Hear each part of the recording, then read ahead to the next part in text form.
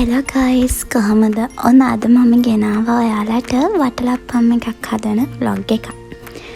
අද මම හදන්නේ වටලප්පම් එකක් තමයි. ඉතින් මෙන්න එකටම ගන්න ඉන්ග්‍රීඩියන්ට්ස් තියෙනවා හකුරු ග්‍රෑම් 250යි, බිත්තර 2යි, පොල් කිරි අඩු කෝප්ප 2කුත්, ඒ වගේම වැනිලා ටිකකුත් ඕන වෙනවා.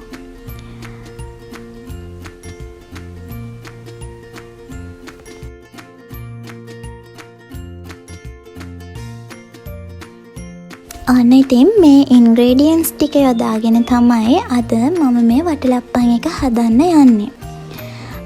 එකටම කියන්න ඕනේ පොල් ගෙඩියක පොල් කිරි තමයි ගත්තේ. ඔන්න ඉතින් දැන් මේ හකුරු ටික අඹර ගන්න තමයි යන්නේ.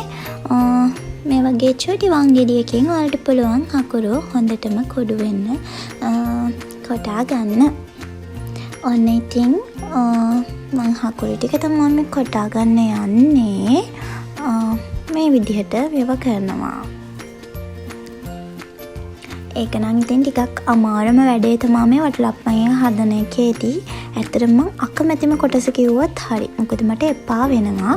ඔය වීඩියෝ එකට මං ඔය හකුරු ටික මේව කරාට හකුරු ටික හොඳටම මේ තල්ලා ගත්තේ අපේ අක්කා තමයි ඉතින්. මොකද මම අද ඔය හකුරු ටික තලන්න ගත්තනම් එහෙම මං හිතන්නේ මට දවසම මදි වෙනවා. ඔන්න ඉතින් අක්කා හකුරු තලන කල් මම මෙයාව බලා ගන්න තීරණය කරා. එයාව බලා ගන්නවා නම් ඉතින් මේ වගේ දෙයක් තමයි කරන්න ඕනේ. එයා ඉතින් අපිට වටලප්පම් හදන්න දෙන්නේ නැහැ. එයා කෑ ගහනවා. එයාට තෝරනලු මේක හදන්න.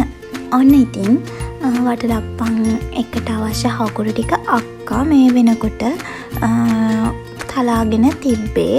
ඉතින් මං එයාගෙන් ටිකක් ඉල්ලගත්තා මමත් තලන්නම් කියලා. හැබැයි මට නම් කරන්න දෙයක් තිබ්බේ නැහැ.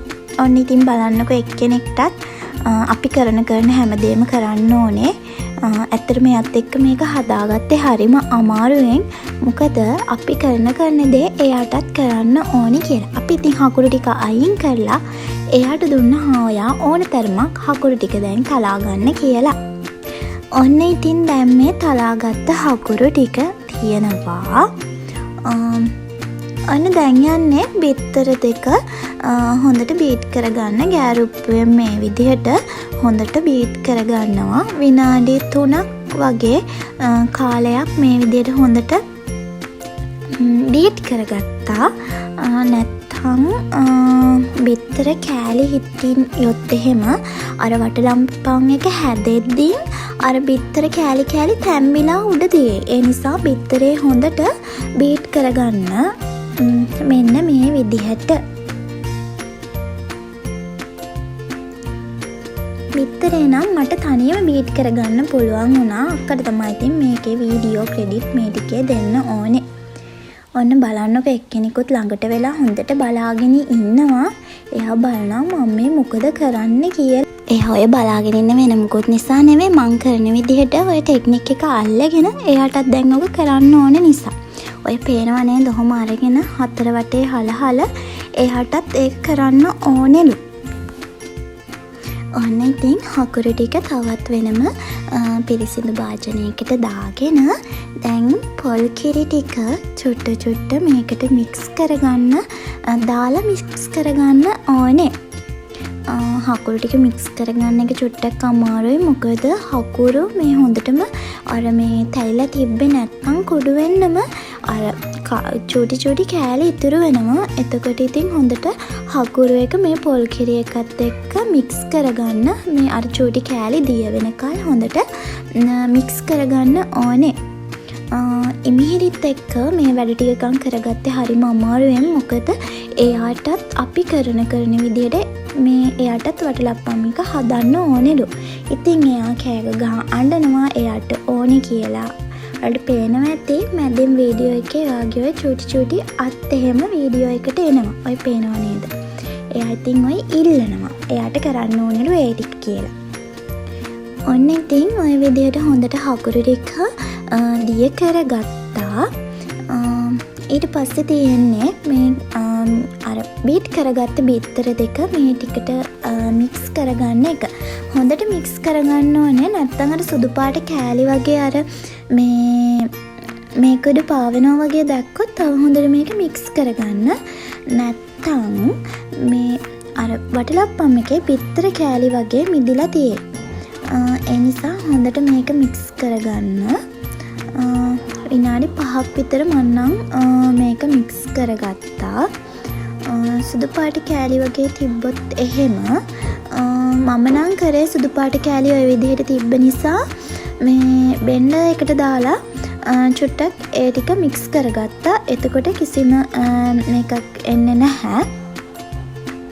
ඔන්න දැක්කද මේ බ්ලෙන්ඩර් එකට දාලා චුට්ටක් මේක මික්ස් කරගත්තා. නැත්නම් බිත්තර කෑලි අර මේ මැදින් අර තැම්බිලා වගේ එහෙම තියෙන නිසා. ඔන්න දැන් වැනිලා තේ හැන්දකුත් මේකට දාගන්නවා. වැනිලා දාගත්තාම අත්‍යවශ්‍යම නැහැ. හැබැයි රසයි. ඒ වගේම ඔයාලට පුළුවන් කරදමුංගු කරදමුංගු ඇටයක් අරගෙන තලලා මේකට දාගන්න. එතකොට තවත් රස වෙනවා. හැබැයි මම නම් දාගත්තේ නැහැ. ඔය පේනවා නේද ඉමිහිරි. ඉමිහිරිත් එක්ක මේ වගේ වැඩක් කරන එක ඇත්තටම හරිම අමාරු දෙයක්. එයාටත් ඕනෙලු මික්ස් කරගන්න. ඉතින් අවසානයේට කොහොම හරි එයාගේ අතින් අල්ලගෙන මේක මික්ස් කරා. නැත්නම් එයා මෙතන කෑ ගහලා මෙතන දෙවනත් කරනවා. මේක හදන්න දෙන්නේ නැහැ.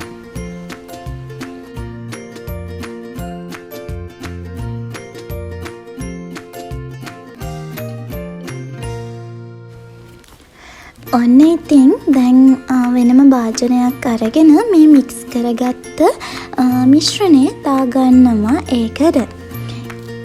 ඊට පස්සේ අපිට කරන්න තියෙන්නේ රයිස් කුකර් එකට දාලා මේක ස්ටීම් කරගන්න එක. ඔන්න ඉතින් මගේ මික්ස් එක බලන්නකෝ. මේක හරිම රස වෙයි කියලා මං හිතනවා. හැබැයි ඉතින් වටලප්පමට මොනවා වෙයිද දන්නේ. කන්න පුළුවන් වෙයිද දන්නේ නැහැ. ඔන්න ඉතින් දැන් වතුර එකක් රයිස් කුකර් එක ඇතුළට දාලා චුට්ට රත් වෙන්න තිබ්බා. ඔන්න දැන් ඉතින් ඒක දාගන්නයි යන්නේ මේ විදිහට රයිස් කුකර් එකට. මම බයෙන් තිබ්බේ හැලේ කියලා. හරිම පරිස්සමින් තියාගන්න ඕනේ. නැත්තම් මේක හැලෙනවා. රයිස් කුකර් එක ඇතුළට පොඩි ස්ටෑන්ඩ් එකක් වගේ තියලා තමයි මේක උඩින් තිබ්බේ. නැත්තම් වතුර යන නිසා. මේ විදිහට මෙහෙම තියලා ඔන්න දැන් මේක වහගන්නවා. මේ විදිහට පියන රෙදි කෑල්ලකින් වහගන්න. මේකට නම් ගත්තේ ඉමිහිරිගේ පැනල් එකක්. ඉමිහිරි තරහ වෙයිද දන්නෙත් නැහැ. ඔන්න දැන් පැය භාගයක් විනාඩි 35ක් වගේ යනකොට මෙන්න මේ විදිහට මේක හැදිලා තිබ්බා. ඇත්තටම හරිම රස පාටයි. ඉතින් රස බලමු. ඔන්න ඉතින් පැය එකමාරකට විතර පස්සේ මේක ෆ්‍රිජ් එකෙන් එළියට අරගෙන මේ තියෙන්නේ. ඔන්න ඉතින් දැන් බලන්න යන්නේ රස. එකටම රස බලන්න හදන්නේ අපේ ඉමිහිරි. ඔන්න ඉතින් ඉමිහිරි කටක් කාලා එයාට මේක රසයි වගේ. ඉතින් මේ වටලප්පම් එක නම් හරිම රසට ආවා. ඔයාලත් මේ විදිහට try කරලා බලන්න. මේ විදිහට හදලා හරිම රසයි. එහෙනම් පොඩි ඉල්ලීමක් කරන්න. ඔයාලා අපේ වීඩියෝ එකට කැමති නම් like එකක් comment එකක් දාන්න. තවත් දවසකින් හමු වෙනකල් සතුටින් පරිස්සමින් ඉන්න.